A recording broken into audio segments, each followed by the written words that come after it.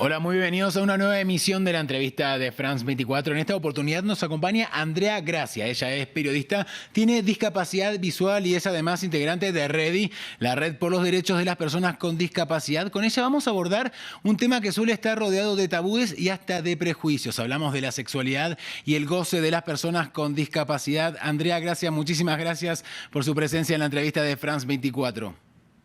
Hola Santiago, muy buenas tardes. No, al contrario, muchas gracias a ustedes por el espacio. No, gracias a vos, por favor. Andrea, habitualmente, aunque por lo general sin ningún fundamento, por supuesto, muchas personas consideran que las personas con discapacidad no pueden vivir plenamente su sexualidad. Hay una suerte de negación de su sexualidad y también de su goce, y de ser así, ¿a qué lo atribuís, Andrea? Y por lo general lo que se suele pensar es que las personas con discapacidad y por lo general las mujeres con discapacidad somos para una gran cantidad de personas como una suerte de niñas eternas que más allá de lo que tiene que ver con la sexualidad en sí, hay algo más profundo, más amplio, que tiene que ver con el derecho a la autonomía, ¿no? Con la posibilidad de tomar decisiones con autonomía. Se suele pensar que las mujeres, por el hecho de tener una discapacidad, no podemos tomar decisiones, no podemos no podemos comprender lo que implica tomar una decisión, no podemos tener autonomía para un montón de cosas, por ejemplo, incluso para tener un empleo, para, para educarnos, para ejercer determinadas responsabilidades y además para poder decidir sobre nuestra sexualidad y ejercerla. Creo que tiene que ver sobre todo con un prejuicio muy grande que tiene que ver con esto, con entender que las mujeres con discapacidad somos ante todo mujeres, somos personas que podemos tener una condición de discapacidad y que podemos, bueno, en todo caso, necesitar algún tipo de apoyo para acceder a la información, para comprender algunas cuestiones, pero que básicamente tenemos los mismos derechos y las mismas responsabilidades que cualquier Claro. persona. Andrea, hablabas, recién dijiste este concepto, ¿no?, de niños eternos. ¿Crees que hay una suerte de infantilización de las personas con discapacidad y que entonces esto, digamos, refuerza más, ¿no?, la idea de que quizás son personas asexuadas, como suele decirse en algunos sectores? Sí, absolutamente. Hay una infantilización, pero que no solo tiene que ver con personas que desconocen por completo a personas con discapacidad. Lamentablemente también se ve en muchas familias. Por ejemplo, padres y madres que tienen hijas con discapacidad y entonces para esas familias esa hija con discapacidad es una niña eterna, no crece. Hay muchísima sobreprotección, es decir, protección hasta límites de decir, bueno, de negarles la posibilidad de salir solas, de elegir con quién salir. Ocurre mucho esto, eh, no en todos los casos, ¿no? Pero muchas veces digo, no solo tiene que ver con los prejuicios de personas que no tuvieron contacto con mujeres con discapacidad, sino también dentro, al interior de las propias familias, y Claro, esto en es el lo propio más núcleo familiar, ¿no? preocupante.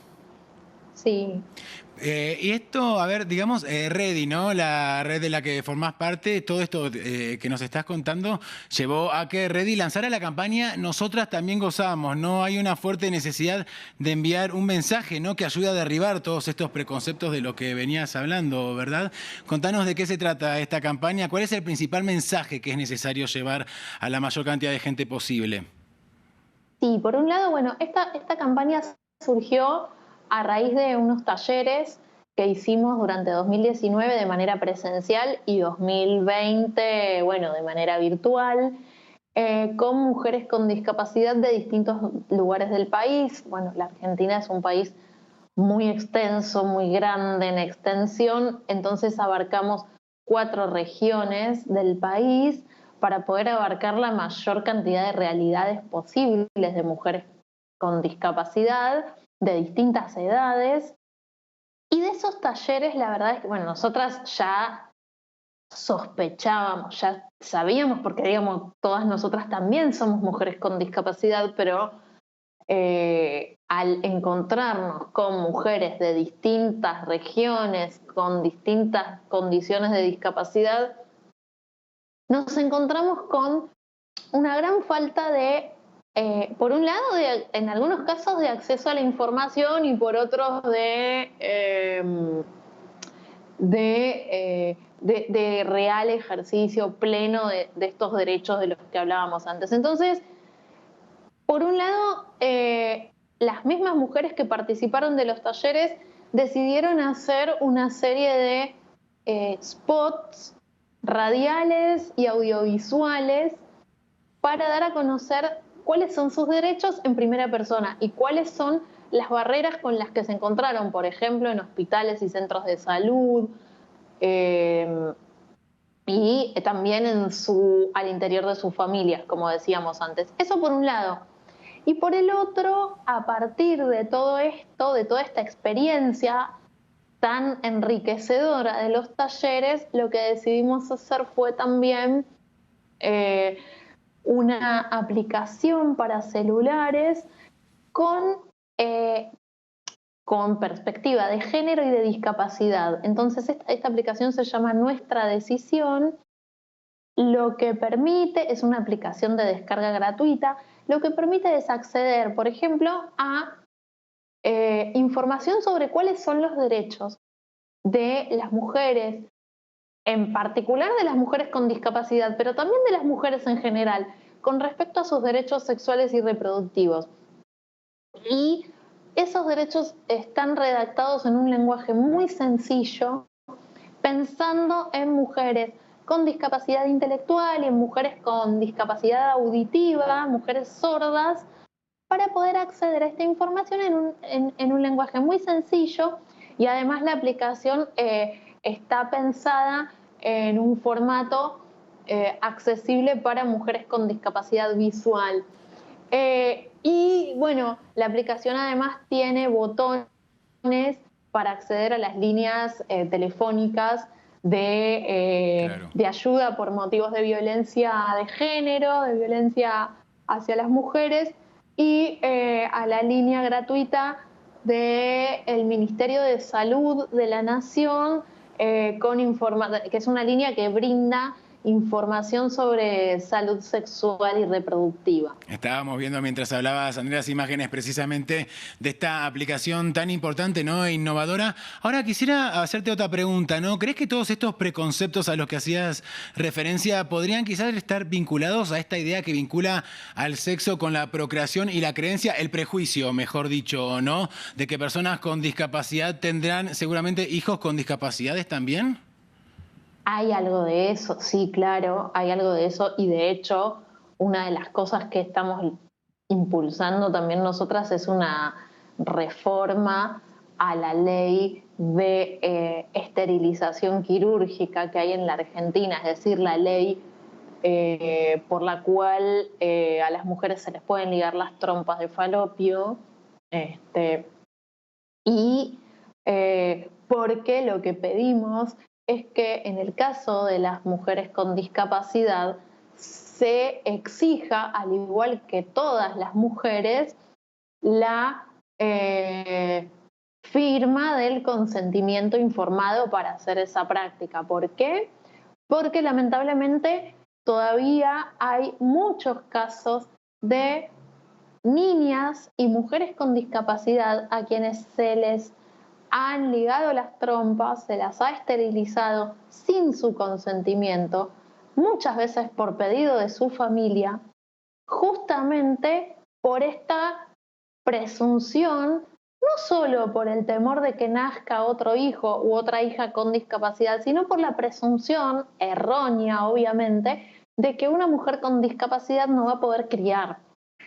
Pero también yo creo que hay otra cosa. Hablábamos antes de este concepto de niñas eternas. Creo que además hay otra cosa. Por un lado está este miedo, pero también hay otro temor, que es el de que, por un lado, que las mujeres con discapacidad